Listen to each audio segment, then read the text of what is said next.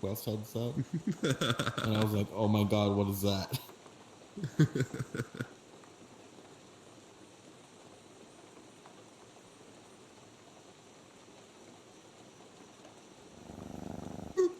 Your neck looks a little bit broken right now.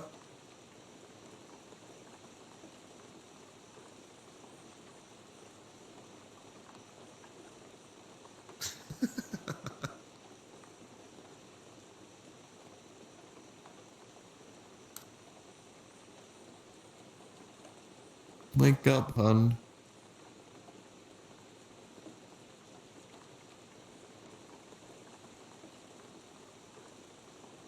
Boop, boop, boop, boop, boop.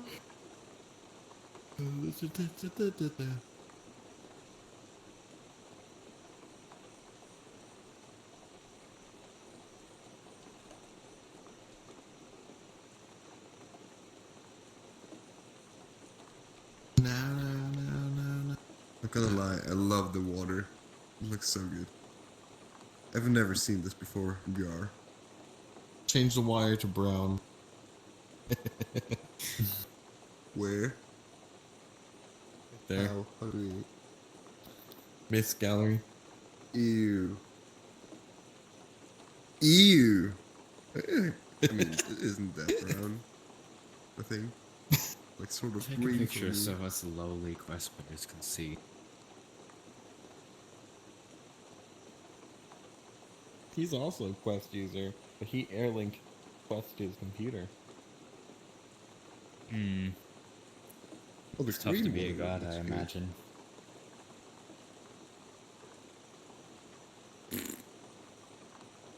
I can just splash the water like Hello, going up everybody. and down. That looks so good. Welcome to the stream.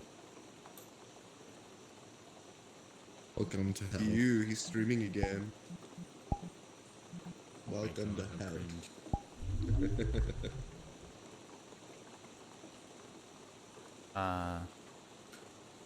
So yeah, today's going to be a little bit different as for topic.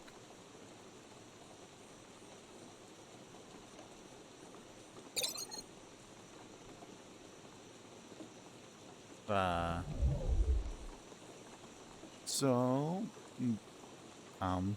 welcome is all I can really say. I don't know why everyone moved to that side of the pool, but, Cooties. fucking cooties.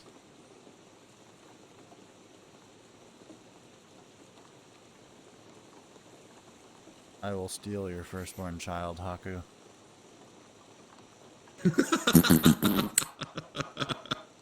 I'm being assaulted. Hello, Ajax.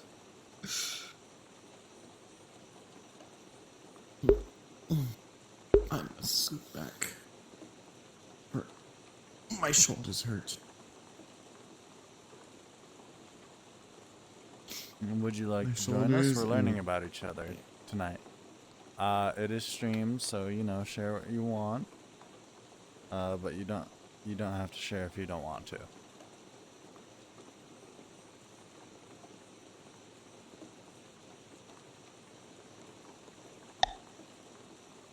Okay, does anyone want to go first, or I don't mind going first. I can. Okay, I mean, I can Josh. start. All right.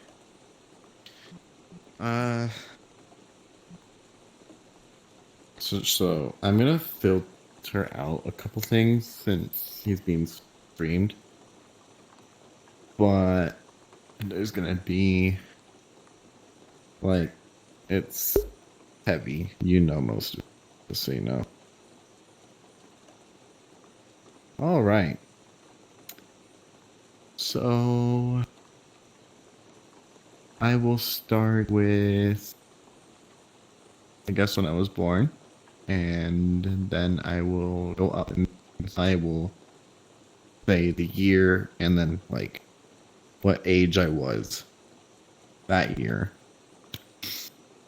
All right. So I was born in 2001 I wasn't born in America. I was born in Peru. I immigrated here with my family in um 2002, and then we're gonna skip all the way to 2014. My parents found out I was not like other kids. I wasn't great.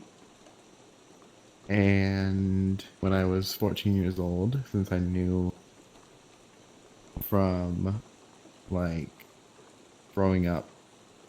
Oh, actually, let me get into that too.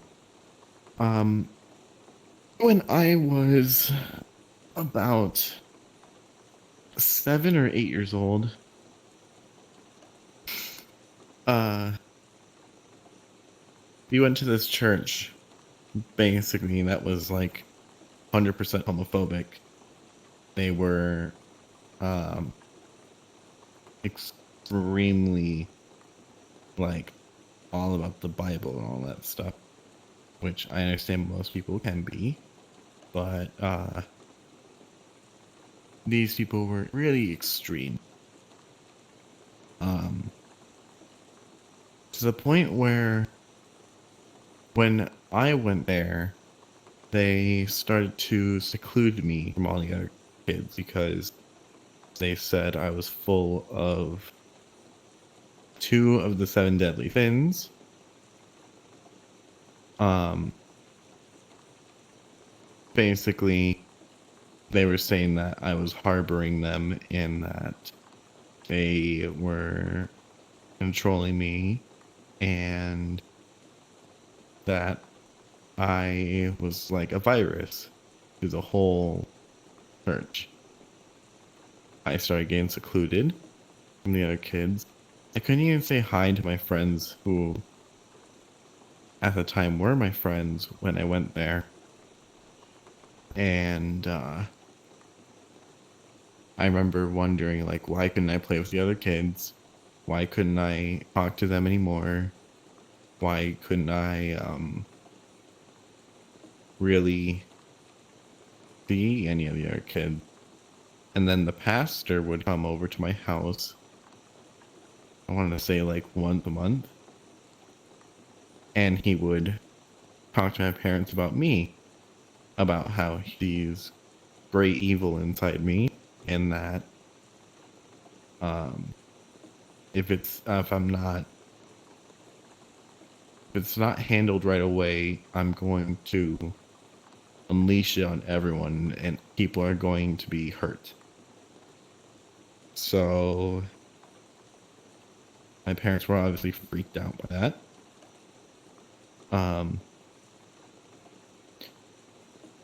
Then I was being raised that being or seeing people who were gay was like disgusting and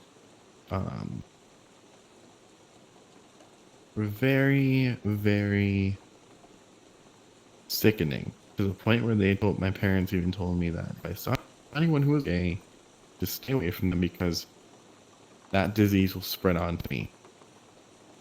Which obviously that's not how that works, but yeah.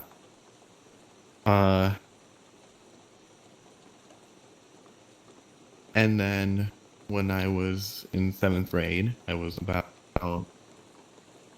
12 years old. I started realizing that I started catching feeling for this one guy, my class. And then from there, I felt extremely suicidal to the point where I felt like I wasn't doing my part in my religion. And I wasn't doing a good job either. And I felt extremely horrible because I knew how my parents felt about it. I even went to a couple of my friends in school about it, and they told me that that was normal, and that uh, not a lot of people should be thinking that way, and that they love me for who I am, even if I'm trying to figure things out of my own.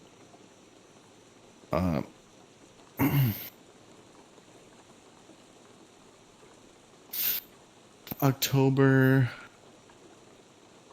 October 26th, 2014. No. Yeah, 2014.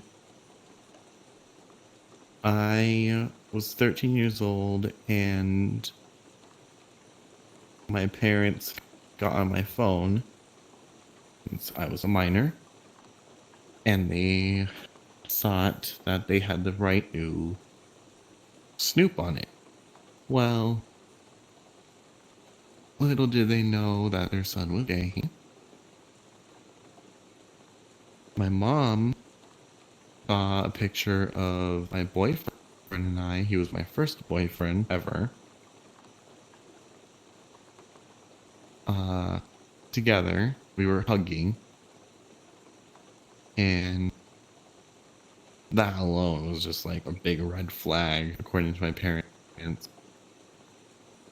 So, my mom said to me, "We're gonna talk later because the pastor warned us about this." Well, I didn't really give two shits.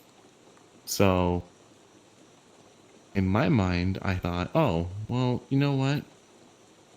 Let me go somewhere where people actually love me for who I am. So, I packed my stuff and I ran away at 13 to my best friend's house because her family knew what I was going through. And then, obviously, she texted my parents, or the mom texted my parents right away. I got picked up. And then my dad started saying to me, oh, what?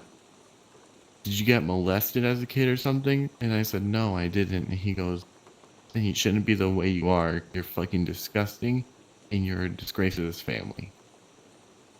Little did I know during that time that would be one of many times in my family that I would hear anything like that. Fast forward to my high school life. My high school life was hell, even though I was also extremely rebellious and I guess like a delinquent too.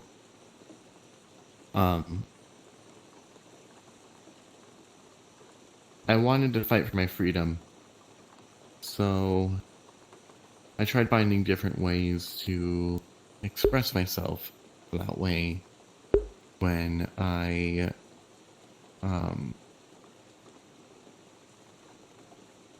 without my parents knowing, I would find different ways to express myself. That would include music. That would include art. So like painting and drawing. That would include journaling. That would include photography. And I would find different ways to express myself, my inner self, without my family knowing. Because I had my whole family blocked on Instagram, and I still do. Yeah, Josh. Then I had a boyfriend my junior year of high school. That lasted for 3 years.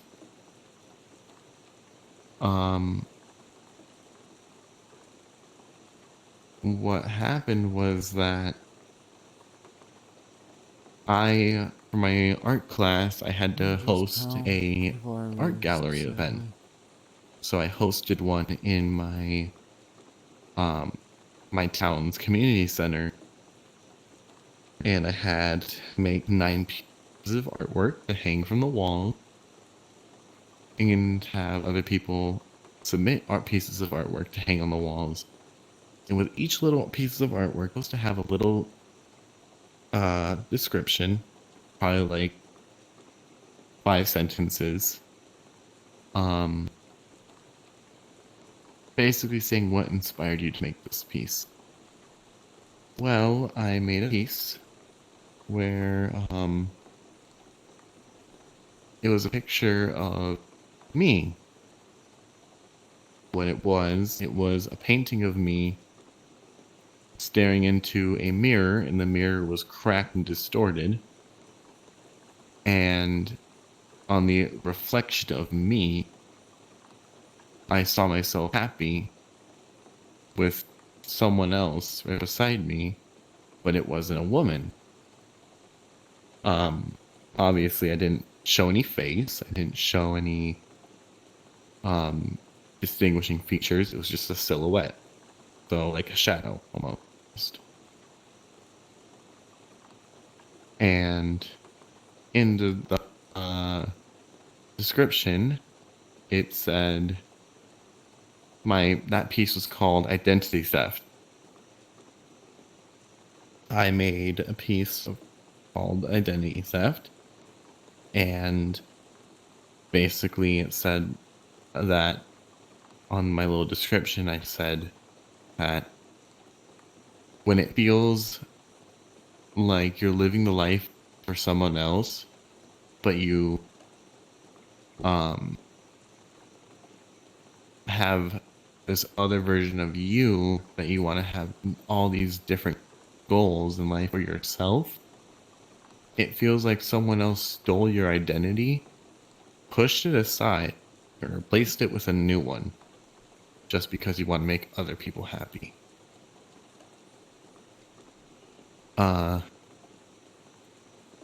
My parents never really cared for art, so I didn't expect them to go, but for some reason my dad's friend went, even though he lived like an hour away. Took a picture of the artwork piece, sent it to my dad, and said, "Hey, by the way, your son made this shit. You should go check it out. It's not my place to say what's wrong with it."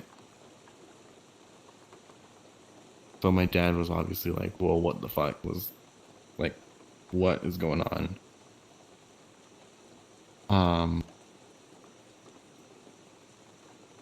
And what happened was that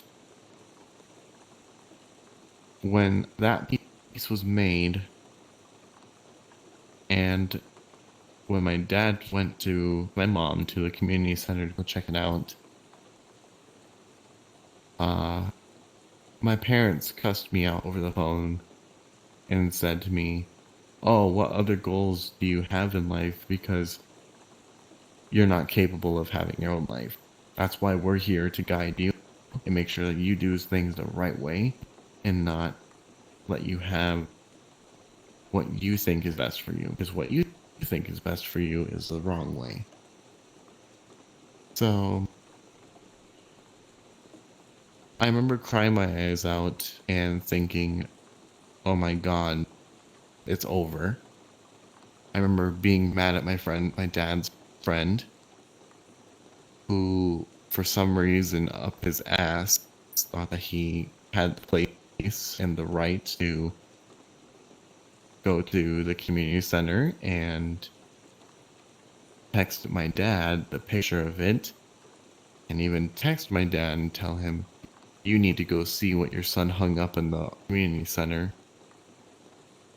Even though he lives an hour away, he had no right to do that. And he tries to act like he's all friendly and all that to this day with me. But I always look at him and I'm thinking all the time, you know what you did. Don't try to act all stupid and friendly with me. Even though you want to try to act like we're okay. You know exactly what I went through, and you just sat there and let it happen. So prom came around. I bought tickets for my prom date and the theme was Night Under the Stars. So because that day there was going to be a huge meteor shower that night, it was going to be really pretty. It was going to be amazing. You could see it from where the prom was being hosted because it was not being hosted at my school. My mom and dad snooped through my room yet again. They found a photo strip of my boyfriend and I kissing. And my parents argued with me again. My dad tried to put his hands on me, and I pushed him away, and I basically, that day, I got extremely physical with my dad. And I didn't go to school for the last 3 weeks of May. I missed a lot of homework. I missed a lot of,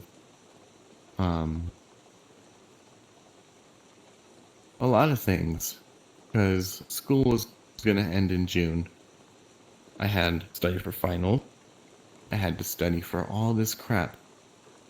But my parents held me back in my house and prevented me from going to school because they knew that the moment I hit school, I can be whoever I want to be, and I can be whatever I want because they're not around to see what I'm doing. So I struggled a lot with that. My friends didn't hear from me for 3 weeks to the point where they started to visit my house, and I had to stay upstairs and hear my friends saying, "Where's Josh? Where's Josh?" at the door. My parents had to manipulate my friends and tell them, "He's fine. He's at his uncle's house right now." Or "He's out of state." But they knew that even if I was doing that, I wouldn't do it towards the end of this school year. The moment I went back to school, I had to cram in so much studying because my parents held me back for 3 weeks. And I missed a bunch of tests. I missed prom. I missed a bunch of study guides and studying for school. And that summer, I spent that whole summer locked up in my room, not being able to talk to any of my friends, and my parents texting my friends through my phone that I was okay and that I'm in West Virginia. So to this day, they're going to still argue with me that they had that right. Obviously, I found my own ways around with what they were doing, and I told my friends the truth, what happened. I spent that whole summer writing in a journal to basically give it to my friends so they can read it and they can see what exactly happened my whole summer. I was trapped in my room for 3 months straight, only allowed to use the bathroom and go eat food, but I had to go upstairs to my room and sit inside my room for 3 months straight, basically trapped, and didn't have a way to escape. I couldn't call the police or anything like that, because that would be a whole other mess. And I didn't have anything, really. And it was all because of the photo strip. Once senior year came around, my dad and I got into a huge fight in November. That was 2018. And my dad punched me. I was bleeding from my nose and my mouth. And what happened was that night I texted my boyfriend because I got my phone back. I was 17 years old and I left my house. I packed up all my stuff and I left. And I thought, that's the last time I'm seeing my parents because I don't want to see them ever again. This was around Thanksgiving. My boyfriend and his parents knew what happened. There's even picture proof, too. My dad decided to call the police and make it seem like I got kidnapped. He lied to the police about that. And then I got put into juvie for 2 weeks. Because I ran away. Because running away under the age of 18 in the United States of America is a crime. So,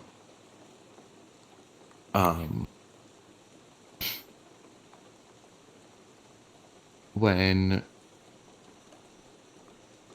the dumbest part about this was when the trial happened for me and my dad, because my dad hurt me, my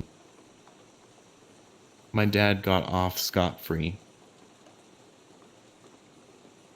And the judge told my parents and me that this was a civil dispute, and the only reason why my dad punched me and made my face bleed was over a gay commercial on TV for people who are trying to prevent getting AIDS.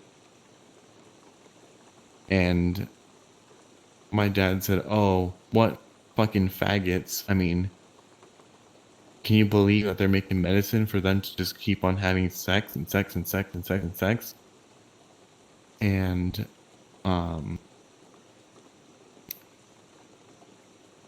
I said to my dad, "Just shut up already. I mean, really, has nothing to do with us." And that's when my dad and I got into a fist fight.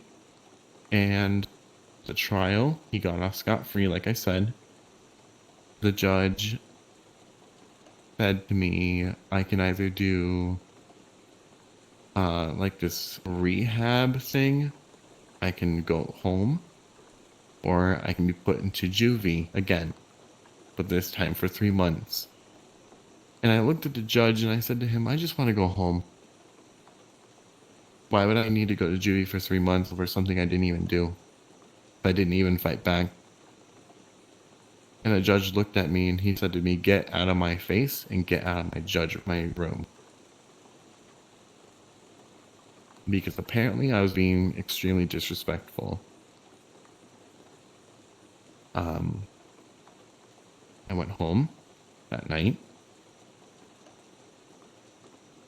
March came around. My birthday happened. I was 18 years old. My mom took me out of my high school and threw me onto this online state high school that had Christianity in it and all this stuff. I'm not going to say the name. And forced me to not graduate with my friends. I had all my passions ruined by my family. So music and art were the biggest ones. What is it? Even to this day, with me going to culinary school, it's even rough for me because my own parents tell me that my cooking is horrible and that me going to culinary school is gonna get me nowhere. So, it doesn't matter what passion I pursue or what I do, it's always gonna be wrong in their eyes. It's always gonna be, that's not gonna get you anywhere. You're not gonna do anything anymore in life with that. And it's always, I'm the one who's in the wrong. They're the ones who are in the right. Because whatever their kid does is wrong, wrong, wrong. Because they don't know any better. But because they are the adult, they know what's right, apparently. And that's how their mentality works.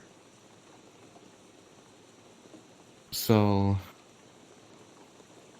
my ex and I, we broke up um, in May and of 2021 because I caught him cheating on me. And for, I want to say,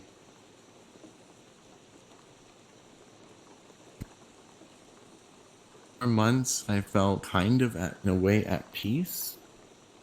But then I felt like everything I went through for this relationship to work out was all for nothing.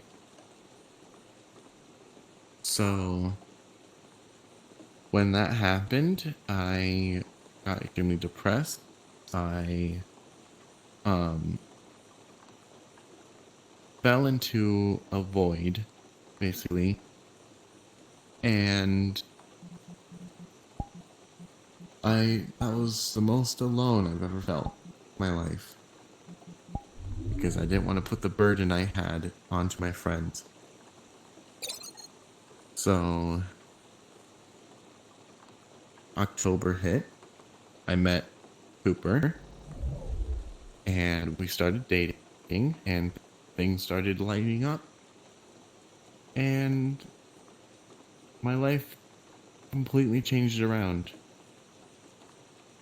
So at an end note, I want to say to you, babe, I appreciate you for everything you do for me.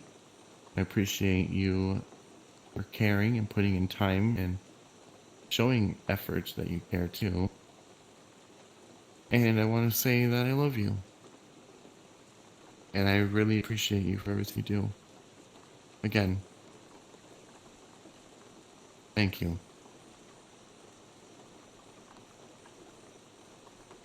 I have large ass hands, sorry. I can't really clap. It's okay. Anyone else want to go? I could go if no one else wants to go. Z? I can go. Oh, hold on. Let's see. Thank you for the subscribe, Savage.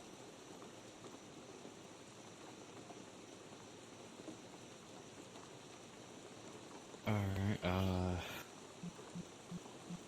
Alexander. Senior, whatever. I'm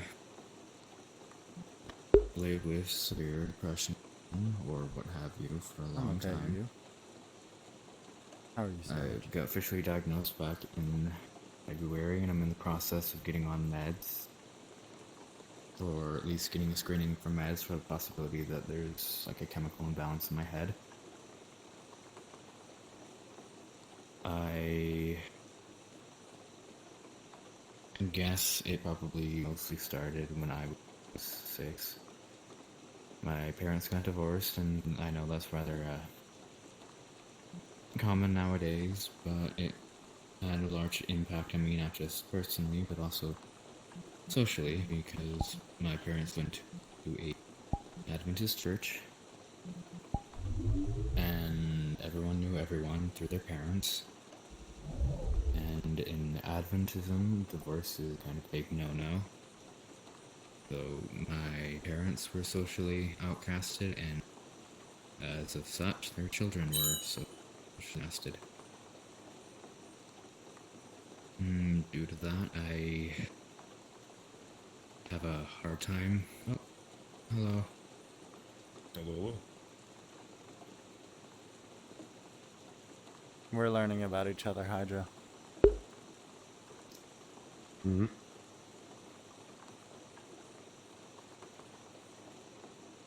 Anyways, as I was saying, due to that, I have a hard time building social and professional connections.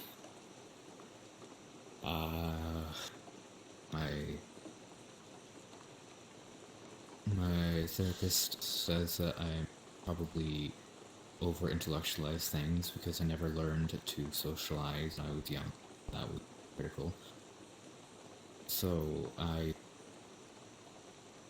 not very personable, I've heard. Um but even though I'm a bit out there, I'm on the way to getting better. I'm on my way to seeing a psychologist. I see a therapist. I'm moving along. However slowly, it's still moving. So that's my story. Yeah. My mic doesn't pick up my claps, so this is the best I can do. 'Cause that just sounds like you're, okay, I'm not gonna say anything. Okay. I was snapping. Next question. Okay, who wants to go next? Hydro, Ajax, or me? There you go. Yeah, it's you. Sounds good. I could go next. Oh, okay. Well, I'm Ajax, or otherwise known as Manny by most people. I was born in Puerto Rico. Still reside here. Beautiful island, great people. But was born on August 14th. I'm 18 now, and my life had a pretty rocky start. At the age of 6, I had a seizure, which happened at my mom's girlfriend's house at like 11 p.m. while we were sleeping. I fell to the floor. I can vividly remember throwing up all over the floor as my mom started to scream for help, and I couldn't move my body or talk or do anything.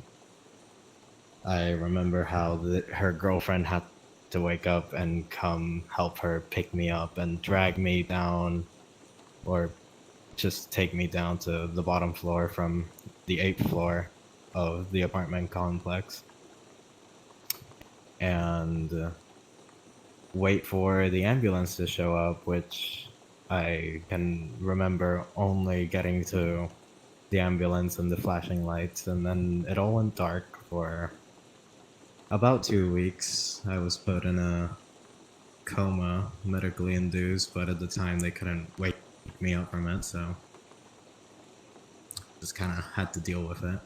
The mac and cheese. Josh, I'm assuming Woke up as a kid, I couldn't really understand what Josh happened, over here. but I still remember it all so well. But I went on with my days, getting diagnosed with epilepsy, having to drink medicine for it for more than half my life, and yeah, this had me go back to school though, and then I used to go to a private school at that time, but I had to get out of that private school because my mom couldn't afford it anymore, and yeah. But once I moved to public school, I was alienated. Everybody was made aware of my Oh, sorry to condition hear that, and Savage. stuff, and the kids would constantly And bully why's that? me.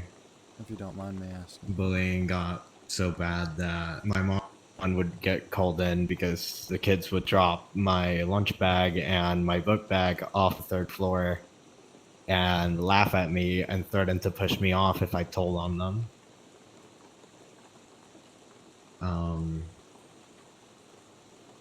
From there, middle school wasn't much better.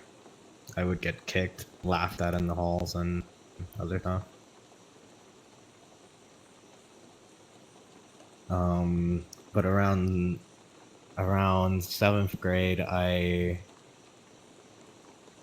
I was able to finally get off my meds since they found no active thoughts in my brain. So that means that my epilepsy is dormant, Ooh, that's never which good. was a little light in the tunnel. Yeah, I'm sorry to hear that, Savage. How's he High doing? school is when it really all turned around. I met my best friend, one of my current best friends. I call her Jessie. And this was after the hurricane hit Puerto Rico, if anyone knows about that. Hurricane Maria, it decimated the island, left us without power or cell phone communication for about 3 months. But I met her, and alongside her and some friends that I have online, I started to figure out that I was gay. At the time, I went by bisexual, common stuff. But over time, I came out as gay to them. My best friend Jessie would constantly brag to her other friends that she had a gay best friend first.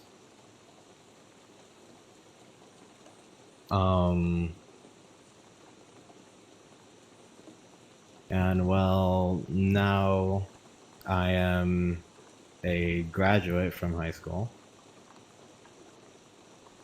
planning to attend college soon. And that's really about it.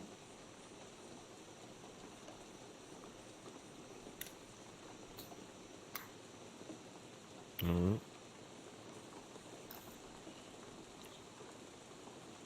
Yeah, he definitely had to get Would you like to go Helen next, today. Cooper? Sure, I'll go next, unless you want to go, Hydra. I'll let you go. Okay. So, I'm Cooper. I also go by Marcus. Whichever y'all know me by. Either works fine. And the start of my life wasn't bad. It was pretty good for the first couple years. So, I was born September 12th, 2001. You could probably figure out what happened the day before if you think about the date. I was born to I'm gonna be honest, there were two Floridian crackheads. And the state came in and was like, yo, sorry folks, but y'all are gonna have to give up that child.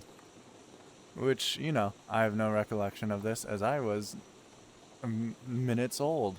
So, yeah.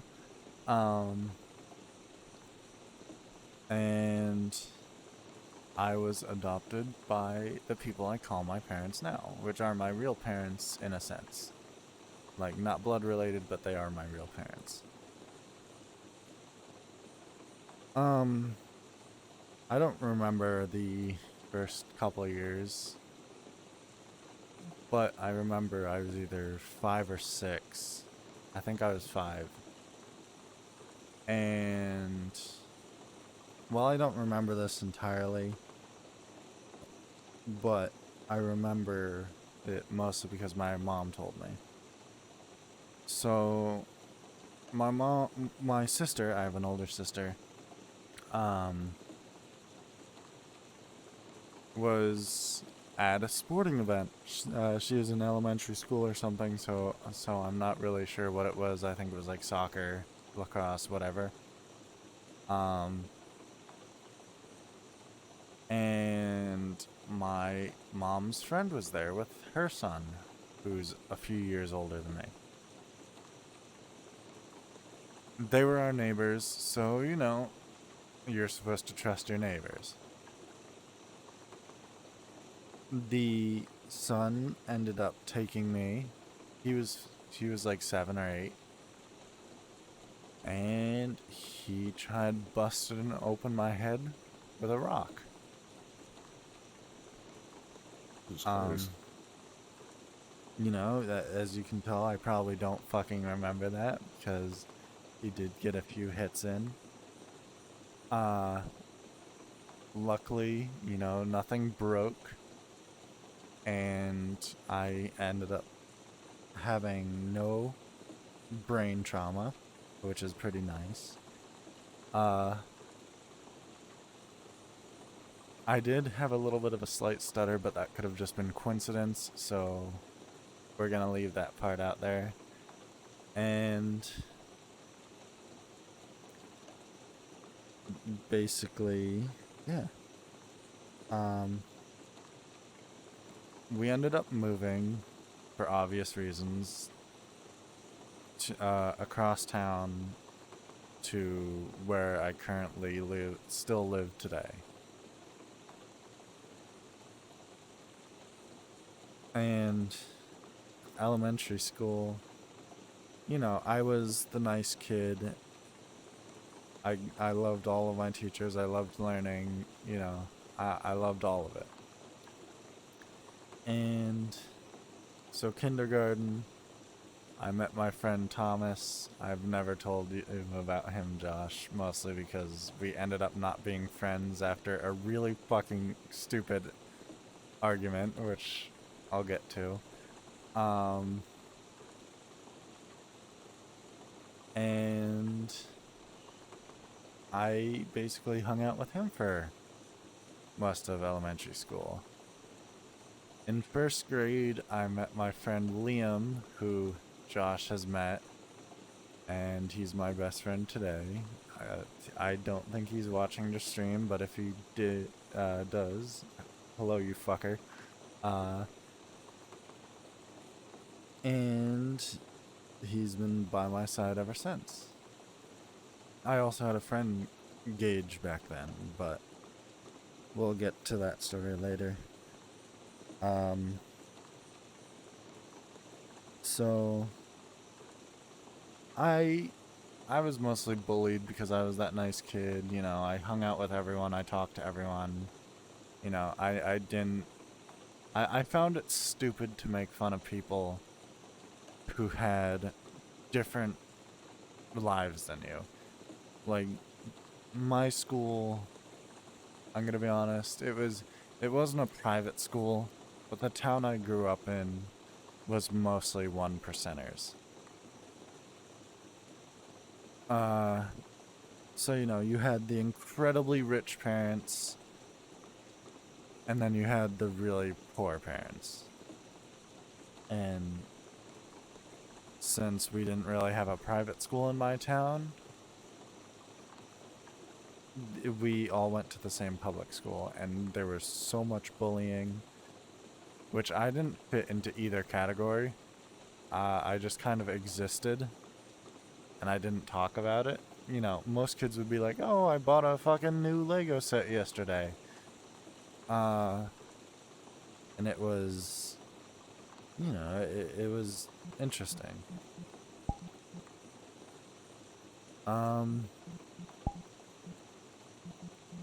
So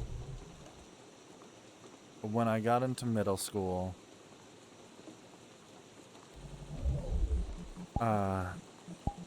things started changing. You know, puberty, I started, you know, getting sad a lot more than usual, but I was still an optimistic little guy. Still loved to learn, even though I wasn't really good at, you know, math or English. I half-assed my work, you know, because I wanted to go home and play Lego Star Wars or some other game with my friend Liam. But most of my friends that I've made, as soon as the new private school opened up, most of them left. I still had a few here and there that stayed with the school, but I kind of realized, like, well, I lost a good chunk of the people I hang out with. What do I do? But I ended up finding a few more people they started hanging out at my house. And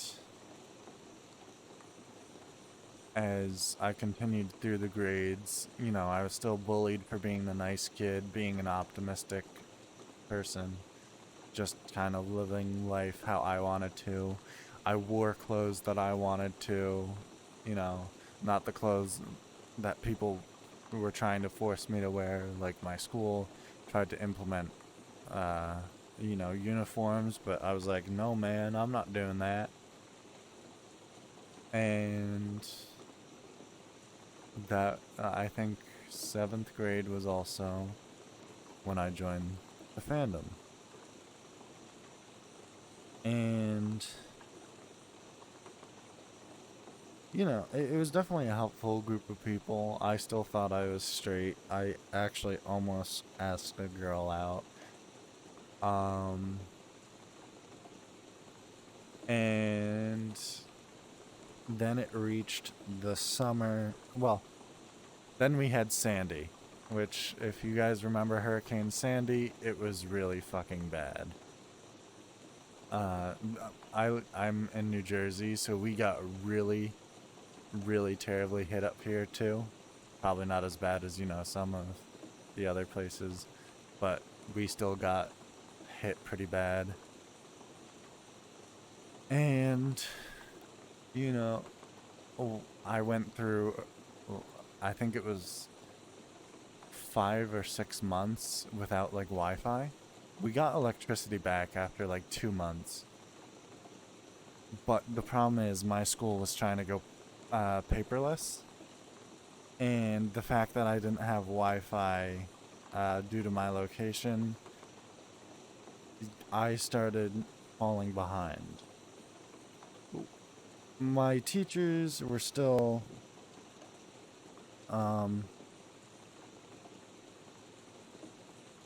you know, my teachers weren't really thrilled about the fact that they thought I was lying, that I didn't have access to the internet at the time. Which, no one, because I was the only middle school age kid over there in my part of town, which, you know, it's legit in the woods. It's just like a cabin in the fucking woods. So, you know, not a lot of kids around. And they were like, "Oh, no, everyone else has Wi-Fi. Why would you not have Wi-Fi?" Well, that started bringing me down, and I realized, like, oh, I'm not starting to enjoy learning anymore because all of these teachers are being just absolutely nasty jerks about it. My grades started going down, and my parents weren't really happy about that. My dad is really gruff, and he's a lawyer, so he just says whatever the fuck he wants a good amount of the time. So he would scream at me, and I mean legitimately scream at me. And a few times I did think about jumping out of my window, but I never actually, you know, told anyone about that. I wouldn't recommend it. I know that.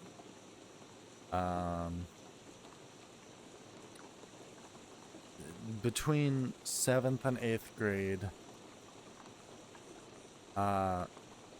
during that summer is when I realized, you know, I was mega homosexual, and I didn't know what to think about it at the start. I was just kind of, you know, chilling, like still figuring out what, you know, I liked in general. I was still kind of questioning. But I found someone at my middle school who was also gay, and we started going out. My parents never knew that, and I never actually told them about it, still to this day. I started going out with him, we were in the same grade. I was having a good time. But when 8th grade hits, my parents decided that they were going to send me to the private school, which turned out to be a private Catholic school. And my parents are Jewish, so, you know, that was already a strange situation. A gay Jew going to Catholic school.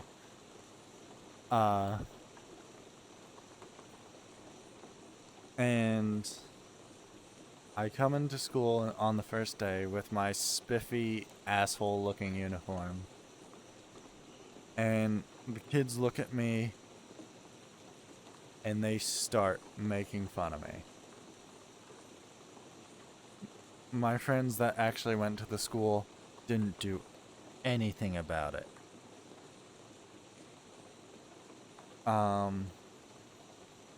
They didn't, you know, tell anyone to fuck off. They didn't, you know, do anything to really prevent it. So I sat alone at the table.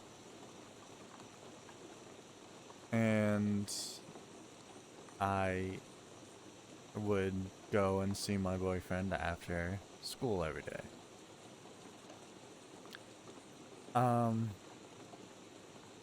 But then my schedule started getting more and more filled. I had to do... My school forced us to do play. Like, it wasn't even, you know, it wasn't optional. You had to do it. And I had to stay after school for that. I had to go and do math tutoring. I had to do... I went to the gym because I was a little bit of a bigger child. I went to guitar practice. So we ended up not really spending time together, and we ended up breaking up that year. And that day, I went to school the next day. None of my friends knew I was gay at the time. So I decided to tell my best friend who was at that school. His name was Justin, and I knew him since, I think, 1st or 2nd grade, something like that. I told him at the car line to go home because, you know, I feel like it would be easier to say it at the end of the day rather than the start of the day. And as soon as he got home, he told his mom. His mom was mega Catholic and thought it was a sin, so immediately called my mom and told her basically that I was gay. I wasn't ready for that, and I was still, I was still figuring shit out, and I was upset because I just had gotten broken up with for the first time. And my mom came upstairs and said she supported me. Which was definitely nice to hear, but I was still really upset that, I told this guy, and not even an hour later he went home and outed me to everyone.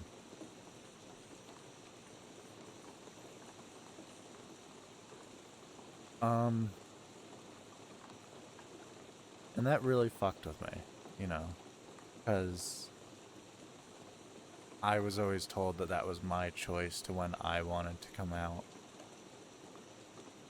But I ended up being dragged out by someone I thought was my friend. And it didn't help that the next year, in September, a few days after my birthday, I lost my childhood dog. He was old, he passed away due to old age, you know, we couldn't really do anything about it. But, you know, I felt like I was losing my childhood, but I still had my friends around. So it was the start of high school, you know, I wasn't getting off on such a great foot. My parents were always arguing with my uncles and aunts because we needed to move my grandparents down and move them closer to someone because they were getting old, and my grandfather could barely walk and my grandmother had Alzheimer's. So had driven away from the house a couple times and then couldn't figure out how to get home.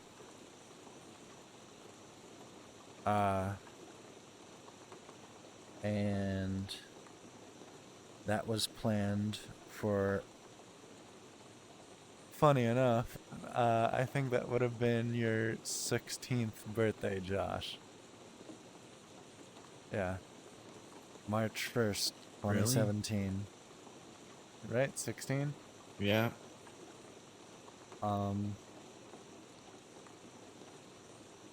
But the day before, February 28th, 2017,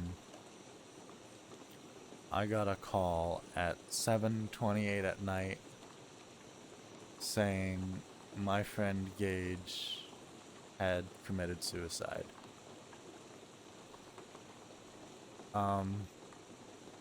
I knew him since I was in preschool. So, and you know, when I was in middle school, I went through that whole phase of, you know, the people I was friends with in preschool are very childish, blah blah blah, etc., etc. And that year we had just started hanging out again, and we just started making up for lost time. And that ended up being cut short. So I tried, when my grandparents moved down the next day, I was allowed to stay home from school. And my mom wanted to set up their apartment while my dad and I distracted them. Because I was always my grandmother's favorite. It was really strange. But, you know, I wasn't really feeling it that day, but I still, you know, worked my ass off to make my grandparents comfortable. And we had pizza for dinner. And my mom called my dad and said, okay, it's time to bring them over. On the way in the car, that's when we told my grandmother that we were moving her to a new house closer to us, so that we can check in on them a lot more. And she got pissed. She was very unhappy with that because she was always a stubborn, like, independent lady.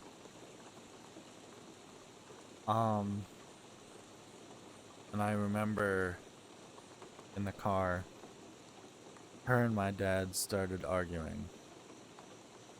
And she said, basically, you're not my son. And after hearing my friend's mom's voice the day before saying I lost my son, both things just kind of combined into one. We dropped them off at the new apartment, and my dad brought them upstairs and started moving them in, and my grandmother started crying in the hallway. when we started moving them into the apartment, she started crying in the hallway when we got her inside, and I had to stop at the door to the apartment. And then I said, "Hold on, I need a drink. I left it in the car. I'll be right back." I got in the elevator and went down. And I ended up crying on the curb. 'Cause it was just everything that came together. Something inside me didn't feel right. I wasn't allowed to tell my other friends what happened the day before, so I was alone in this situation, and I had no one I was able to talk to about it yet until it was said in the news on that Friday.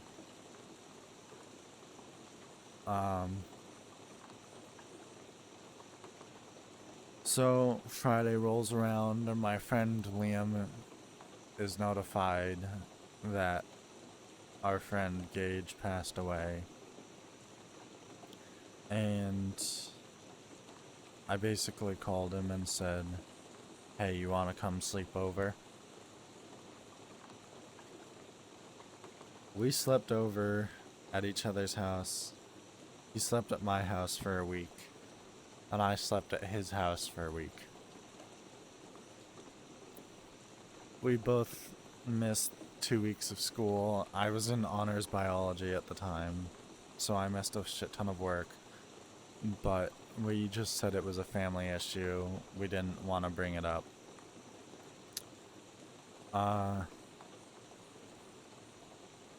When it came to the funeral, my parents got tissues out of the car. My sister stepped out of the car with them.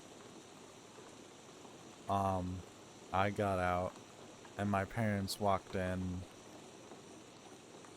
and they started crying. In order to show strength to my parents, I forced myself not to cry. And when I came up to his mom, she hugged me close and said, "You were his best friend. He always wrote about you." And I had to keep my mouth shut and bite my tongue in order to not burst out sobbing. My friend Liam was there too. He was further back in line. And I went over and stood with him, 'cause he was crying. And I didn't know what to say except for just, hug him and just keep him there.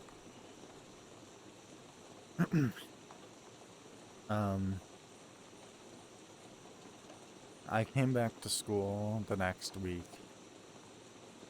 and I told my teachers what happened so that, I had a reason to not do the work. And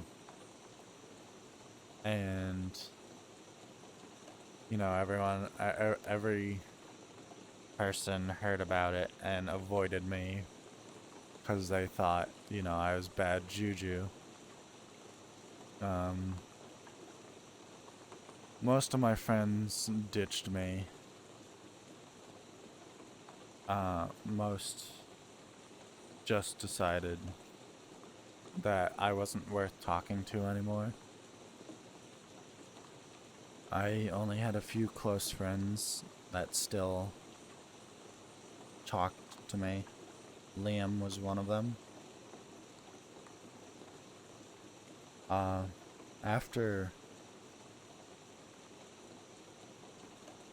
And when I was in sophomore year of high school, I hadn't seen a therapist or anything at that point. I was just living day to day. Sometimes I thought, about ending it, but I realized, I can't do that because I saw what it did to people. I saw what it did to me. So instead, I started punishing myself. I didn't cut myself. I didn't do something like that. But I basically berated myself and I ate a lot more to, so I could make fun of my own weight. And, I didn't talk to anyone. I lost the urge to talk to anyone. And I didn't hang out with anyone. Not for most of that year. Sometimes I hung out with Liam, but usually I didn't hang out with anyone more than that. Junior year came around, and one day I failed a test, and my dad ended up seeing my grades and saw that I wasn't doing great in the class, and he saw that I failed a test. And he started yelling at me again. And he said, I'm gonna take away your phone. You're not allowed to hang out with anyone until, your grades get better. And I yelled back saying, who was I going to hang out with anyways? No one ever talks to me or hangs out with me anyways, so what's the point in you taking that away if no one already does it?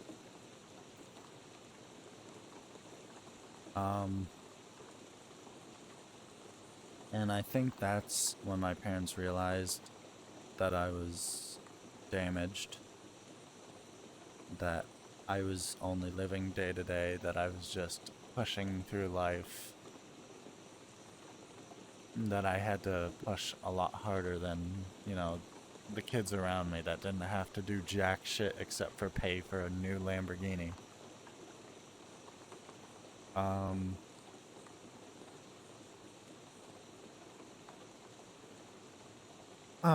Back a couple years to freshman year of high school, before I went into school, I went to a camp, and it was a ranching camp, basically, where we took care of horses, and a few things happened, and I ended up getting stabbed in the lung because someone thought I stole his money, and I was taken, and, they repaired my lung, but sometimes it's still a little fucked up.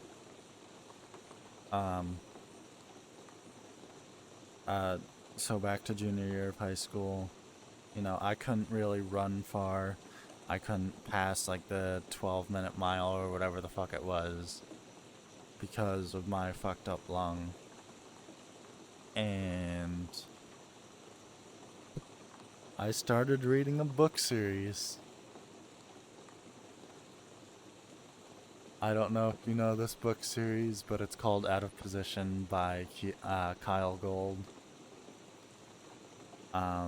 It's a furry novel. It's great if you're interested in furry novels. It has some lewd parts, but it's a really good book. And that book actually gave me the strength to see a therapist. I ended up seeing a therapist, and I was diagnosed with moderately severe depression, but I didn't want to take medicine for it. And I still don't take medicine for it. Never ended up doing it. But I would go into the therapist office, and I legitimately talked about that book with him all the time. Cool guy. I gotta say, funny name. His name was Karl Marx, but we're not gonna talk about that. He was also I think he was electric guitar player in like a metal band. His name was Karl Marx, and he was a therapist. He was every fucking thing.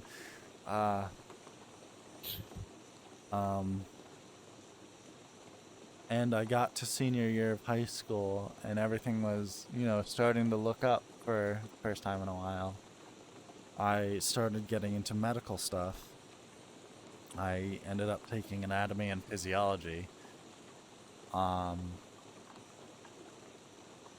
And that year, I happened to internship at a hospital.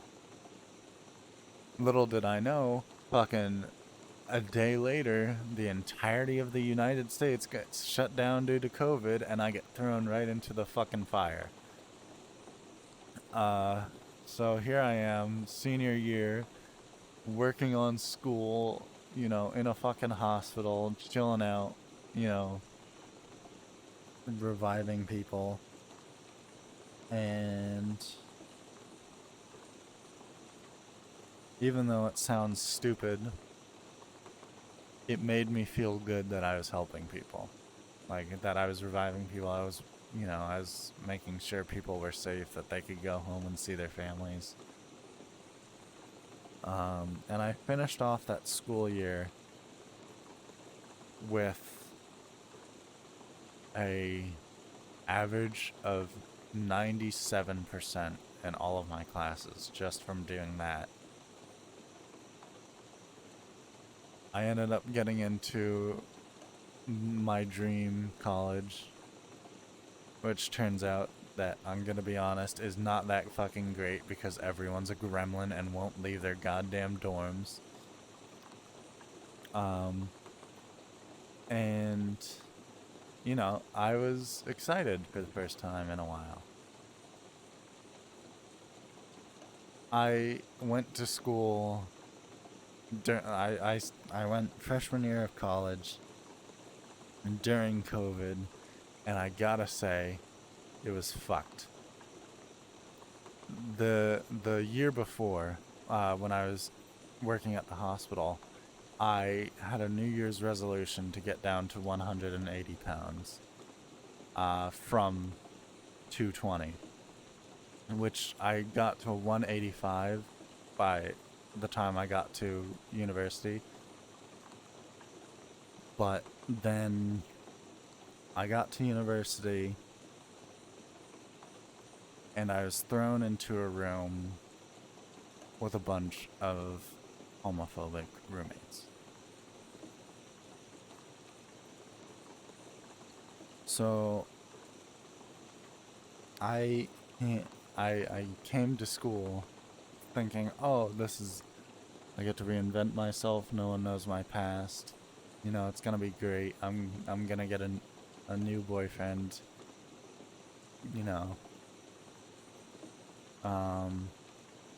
But we were locked in our rooms, basically. The only times we could leave were to eat or do the laundry. We were stuck inside, and I was stuck with people that hated me.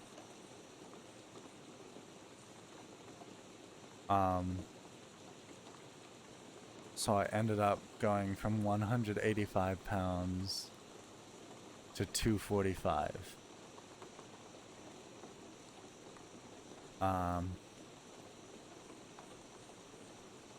And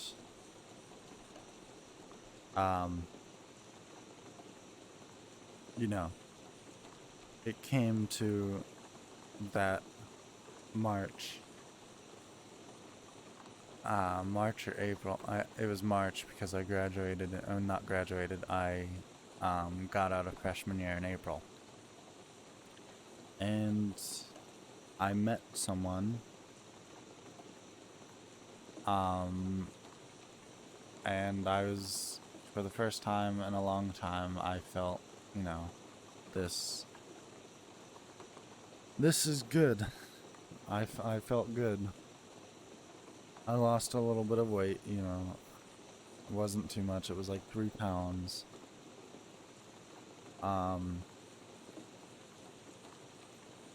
But he ended up breaking up with me a month later.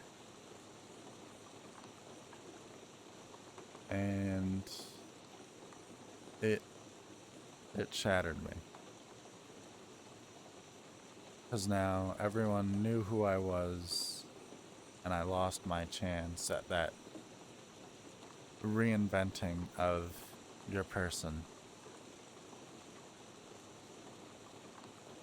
But, you know, I didn't gain weight this time.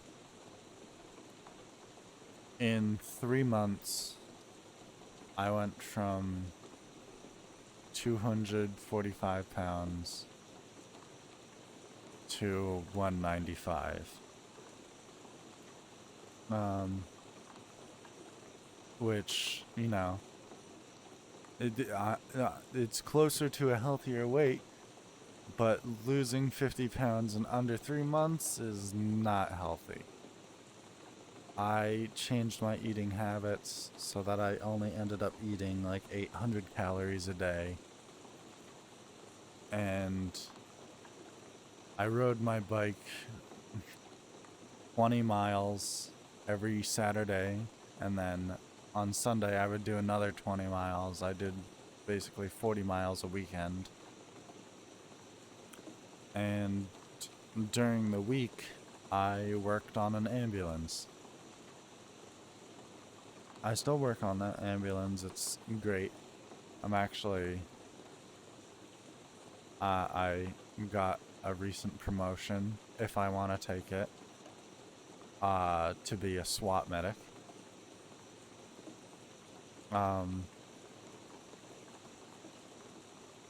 And that brings us to this year, or last year technically. I got to school 195 pounds. I'm still chilling at that currently, mostly because, you know, I have a lot more classes. And we actually have to go to class in person. So sometimes I'll grab a fucking Hot Pocket and just microwave the shit out of it before I run to class. So, you know, I can't always watch what I eat. I just kind of have to eat when I can. And in October, I met Josh. And the day that we met, I was kind of planning for there not to be a next day. I met Josh, and he told me all about his ex stories, and I realized maybe I'm not that bad.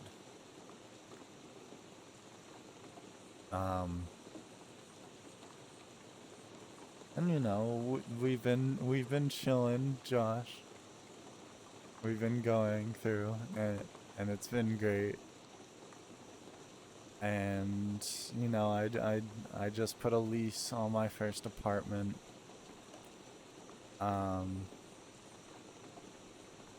You know, I still have times where I do get a little depressed, but it's definitely gotten a lot better than it used to be. It's not constant. It's still, you know, at random, and it can be pretty bad, but it's never on the scale that it used to be. And in January, that's when I revitalized the server, where I opened it up to more people, where, you know, I started becoming more active, trying to get more people active, doing all of these events, started streaming, just changed everything around so that we could, have a family on here. Have a safe space for people to talk, to hang out, to learn about each other. And yeah, that's it.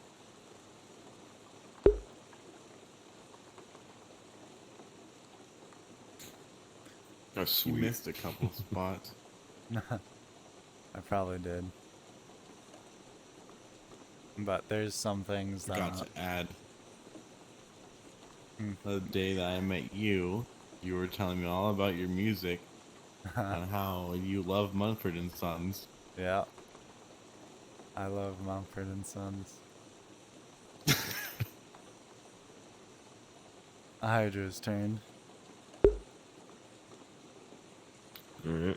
Thank you, Savage. Well, people, call me Hydulus. But my actual name is Mario. I live in Alabama, countryside. Well, my story, I guess, somewhat begins with me going to school and just doing typical shit. My school experience was actually pretty nice. A lot of people saw me as more of a relaxed type of person in school. Wasn't rowdy, and I wasn't talkative at all. I was overly quiet. I didn't talk to anybody, but people, I guess, somewhat respected that. And I got along well with teachers. Teachers always saw me as like a little freaking like prize winner or some crap because I was on honor roll a lot. But this is only like in middle school. And then sixth grade hit, and when that came around, I got into a fight with some fucking kid that was talking basically shit to me 24/7. He always pissed me off. I'd always pretended like it didn't bother me or nothing, but he basically called me anything he wanted. And one day I got fed up with it because he was talking a whole bunch of shit about my mother at the time, and my mother was going through a whole bunch of shit because she was jumping from job to job, and every single night she would come home just dead, like lifeless, because she was so fucking exhausted. And I took mad offense to that, so I told him to meet me in the bathroom, and we was gonna throw hands. And it was, like, me and my other friends like followed me into the bathroom, and me and that dude just straight up went at it. And I'm not gonna lie, he hit me real fucking hard in my left eye. Gave me a black eye. I couldn't see for like 2 weeks. Oh, wait, hold on, someone's. Sorry about that.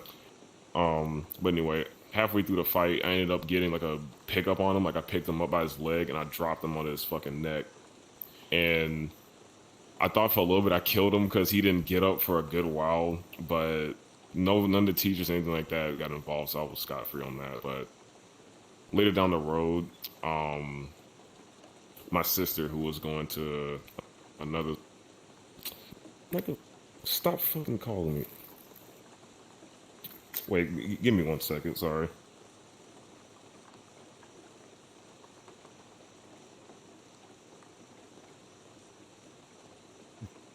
Thank you for joining us, Savage.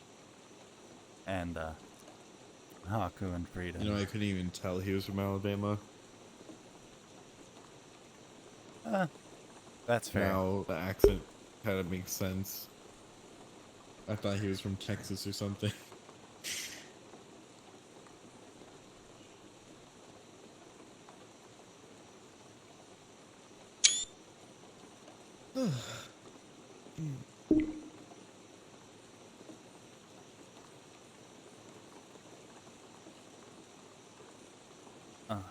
I'm gonna get a drink. My throat's sore as fuck.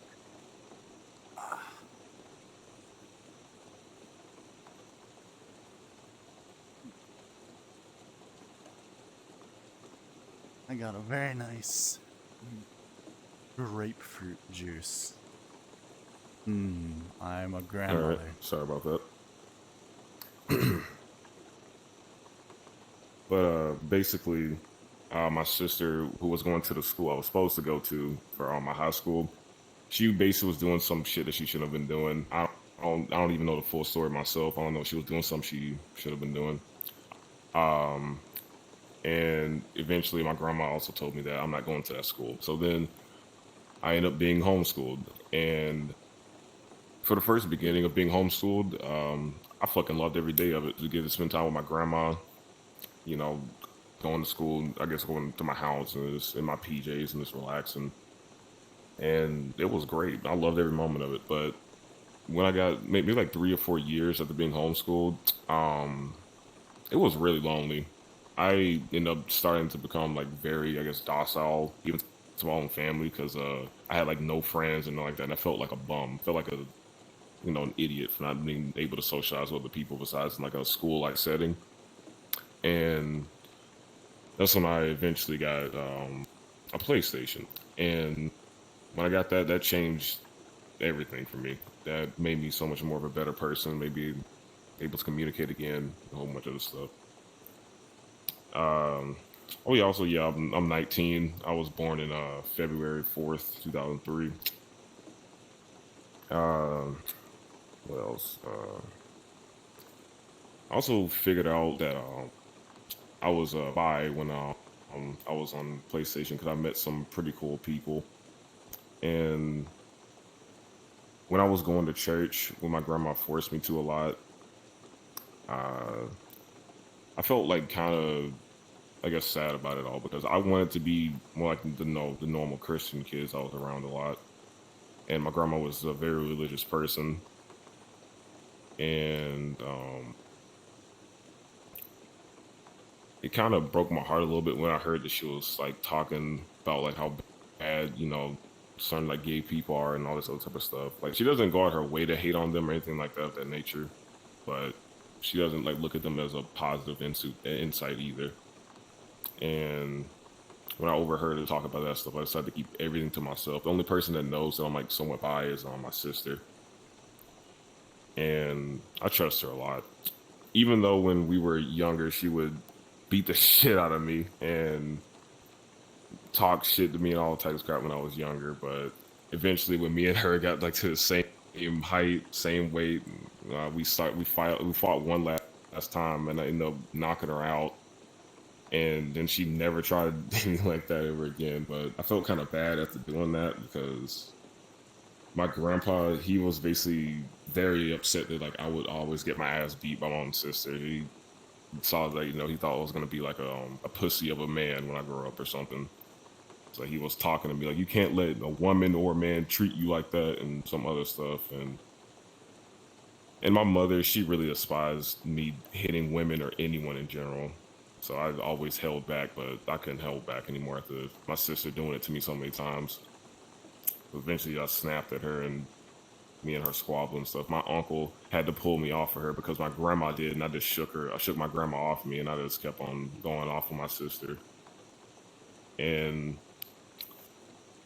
after all that crap happened, me and her was finally on neutral terms somewhat. We didn't go at each other no more. Everything was fine. Everything was peaceful. And then after that, like when I was maybe like in the, like after like middle school and shit like that, I was maybe like 14 or 15 or somewhere around that age. I ended up getting sick with pneumonia, and I genuinely thought that was curtains for me because the doctor basically said like, I probably wasn't gonna make it, and then I had to also take some medicine too to help me get over this shit, and I couldn't take it. The smell, the taste, the way how it looked, everything made me want to vomit. And whenever I did take it, I vomited. I couldn't do it. And my mother tried to make it better by trying to put Kool-Aid in it, to try to make it taste better towards me. And I was just disgusted by the way how it looked that she tried to mix it in. I thought it was sweet that she was trying to help me, but it made things so much worse. And up to the point where I just stopped taking the medicine in general. And my sister thought I died because I was talking to my sister midway, and we were in a conversation. I was like laying on my bed. I couldn't move. I was bedridden. And halfway through our conversation, apparently I passed out, and my mouth was open, and she thought I passed away. She thought I died, and she started like crying. And then my mom also thought, I passed too, because like she saw my sister just sitting there crying. I was just sitting there looking dead. But I eventually just woke up, and then they, was like, oh, you're not dead, shit like that. And Then later down the road, they decided to go ahead and just give me the pill version of it, which I didn't even know there was a version of it that I could just take with pills. But the pills were like less effective, and so that's why they didn't want me to take it, because they wanted me to get quickly healed and fixed and everything. And but after that, I was a-okay. I was back to being normal and all that type of shit. And also I had asthma as well, and asthma really fucked me over because when I was like in middle school, I was really jealous and kind of competitive with my other friends because like we would be basically playing sports and shit, but I couldn't keep up. And because of that, a lot of people didn't want to play sports with me or like me be on their team or anything like that because I would always be in the middle running, then I would just nearly pass out from not being able to breathe. And I also got along well with a lot of like the special needed children. I got along well with them easily. A lot of people bullied them and shit because, you know, they were different, all type of stuff. I got along with them. And one other person that was like a grade or two higher than me, her name was Jacoya. And me and her, we got along well. And one time when I was walking with her from her class to like, you know, to leave the school and shit, she put her hand over my shoulder and we were just walking and talking. And one of my sister's friends saw that, and his face was just like in disgust, and like I was like, what's his problem?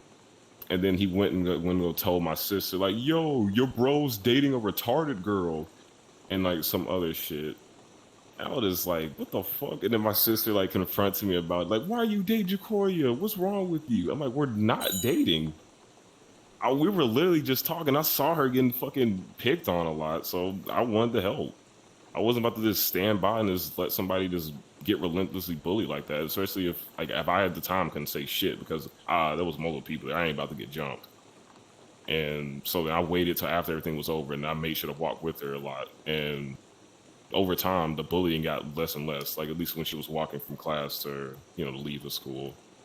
And that made her feel a lot happier and a lot safer with me, so that's why she trusted me more. Then after all that crap, me and my sister got another argument about some stuff. She said that, like, you know, I was embarrassing her in middle school because I was walking with a retarded girl, as she would put it.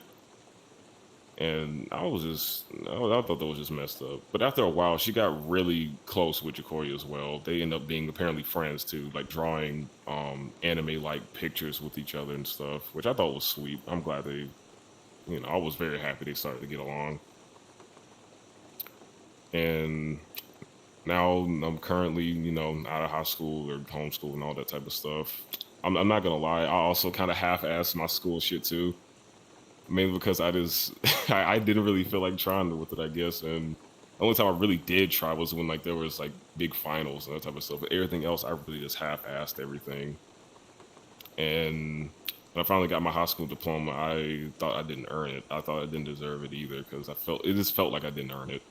And after that, my sister eventually decided to go like to a dentist like program, and she eventually got her own job and home and shit, which is basically what's going on now. And now, you know, I'm 19, and I haven't taken my driver's license test, my DMV test, or anything like that. I'm not gonna lie, I feel like I've been just bumming out on life because only I've really done is play video games and talk to people. And seeing my sister, you know, finally getting her shit together, she went to that program, she got a job, she wrote her own resume. You know, she got a little bit of help from my mother and my grandma, but majority of shit she did on her own. And she was doing her shit, but me, I was just moving slow, didn't do anything with my life, and still haven't. But I'm trying to change that now in March because I decided to go try to apply for a job with Mercedes, try to get finally hired on, and try to at least make some money so I can eventually, you know, move out of here and shit. And that's basically it. That's basically my story. If I clap, it sounds Nice. like I'm jerking off. So Yeah, I saw someone in the Twitch stream said that when I was snapping, it sounds like macaroni in a pot. I was like, oh, okay, macaroni and cheese. yeah. I thought the whole time you were from Texas. That's why you sounded like that. Yeah, I'm definitely from somewhere like Texas, freaking Alabama. I'm from Minnesota. New Jersey. Oh, all right. I actually knew a couple of my friends from that place. They were pretty chill people. From New Jersey? Or Minnesota? From Minnesota. Minnesota. I actually haven't met a single person from New Jersey. I'm your first New Jerseyan. Oh, hell yeah, Savage. Yep. You're from Philadelphia.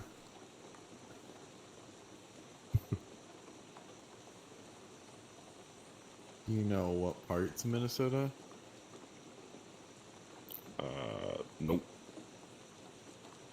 I have no idea. They never told me nothing like that. No, they always just told me like this is state and shit.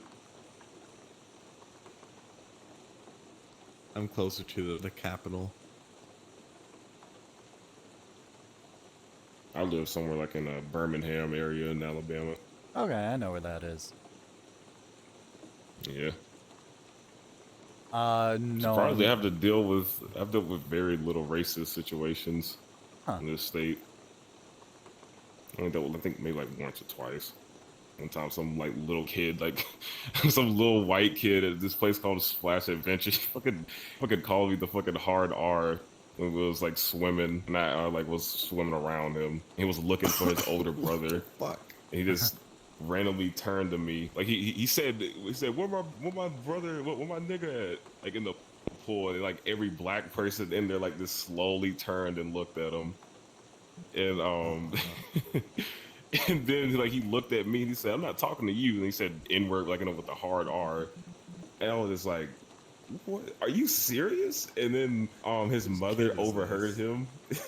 His mother like came over and overheard him say that crap, and she just started beating his ass in front of everybody. I thought that was just perfect. I was so damn happy. Like instant justice.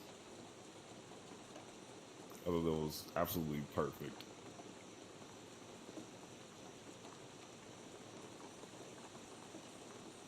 Yeah, I but think one of the very few things I've dealt with racism was a Mexican. Here's something that like. Well, I'm sure you'd understand Ajax too, especially in the Latin community. You know that like even people who are from Mexico are racist against every other Latin American country, like to the max. And This is it's true. so bad. Like, oh, they'll be like, "Oh, you're from Peru? Oh, you're what? Did you grow up on a llama farm?" No, the fuck I didn't. oh my god. You Oh. sell beans and tacos? And Josh, Shut I up. forgot to tell you. My aunt actually went to Peru like 2 years ago. 3 years. Do you know what Holy part? shit. Wait, no, it was 4 years. Wait, hold on. When was this? It is 4 years ago. She went to Lima and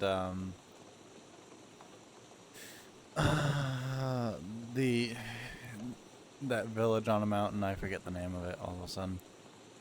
Machu Picchu. Machu Picchu. Oh my god, I don't like the way you said it. Machu Picchu? Don't say it. Don't say it. What? Am I saying it a little bit too fucking, am I saying it too white? It's not that. It's just Beautiful. you don't. You know what I mean, right, Ajax? Don't look at me. No sabo. He's like no sabo kid. You saw my Spanish cooking video, Josh. Thank you, Savage. Your cooking, okay? In that video made me cringe so hard. Even me when I'm going to school for culinary, and I got it nailed in my head that you don't crack an egg on a bowl. I was Wait, what grade was that? That I was in 7th grade, and I looked like a teenager. Well, I technically would have been a teenager. I looked like a high schooler. You never crack an egg on the edge of a bowl because if you get the eggshell inside the egg, you can get really sick. I've eaten eggshells. They're great. You're Mm, disgusting. Why I love the so calcium. crunchiness they Good add for to your my bones. scrambled eggs. Yummy nummy. No. Oh my god, no, that hurts me. Yo, you're out of chips? Just fucking use the fucking eggshell. That's disgusting. You only feed eggshells to I'm dogs. cringing. Eggshells and ketchup. Hell yeah. Hydro gets it.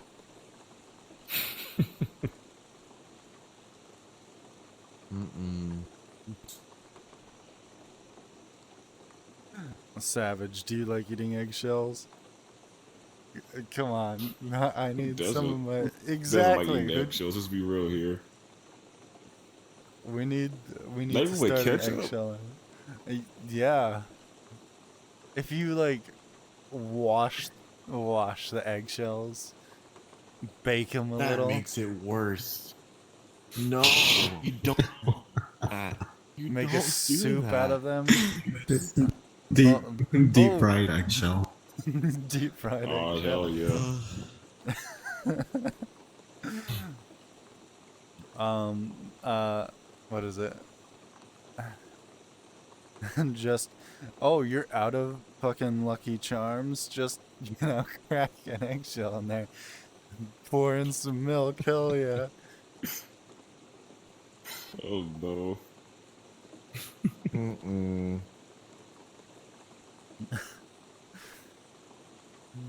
You better realize that the moment that you and I start living together, you're gonna get gourmet food every fucking. Hell yeah. Gourmet eggshells. No, not eggshells. With it, gourmet eggshells. They're great. I recommend them, Savage. Oh shit. Also, I saw. I had to check your stream earlier when you were talking. Yeah. I was reaching over to my desk and I nearly fell out of my Yeah, chair. I saw that. You were like, yeah, it's in the stream. I had to. Yeah. It was really embarrassing, and I had to check to see if your stream caught it, and it did, just because of the way the camera was angled.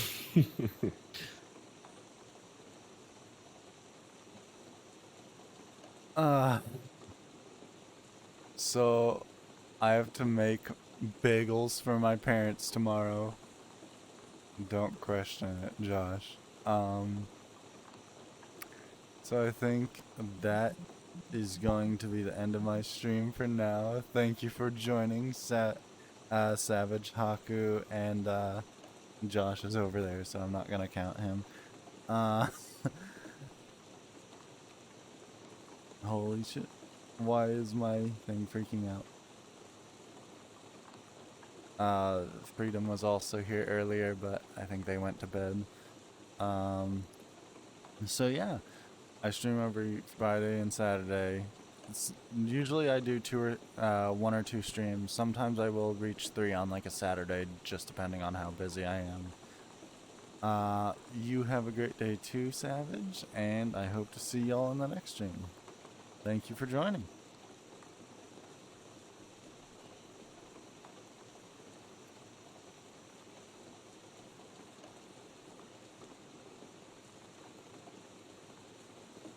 We also do have a server.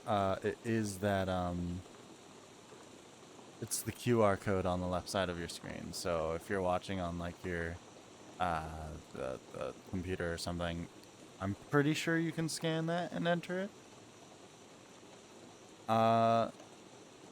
If you want, you can also add your Discord in the chat, and I'll pick it up later, and I'll send you an invite to the server if the QR code doesn't work.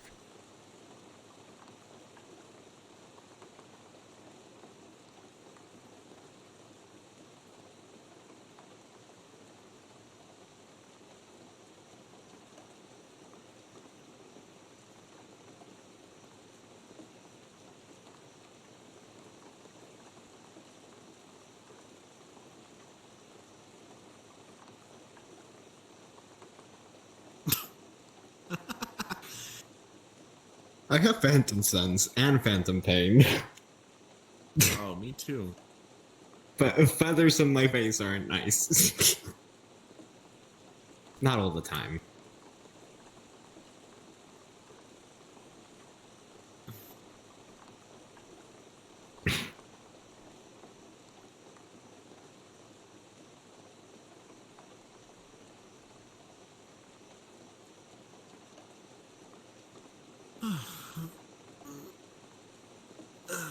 Zine, that's Patrick and up in the sky still there. Oh, crazy.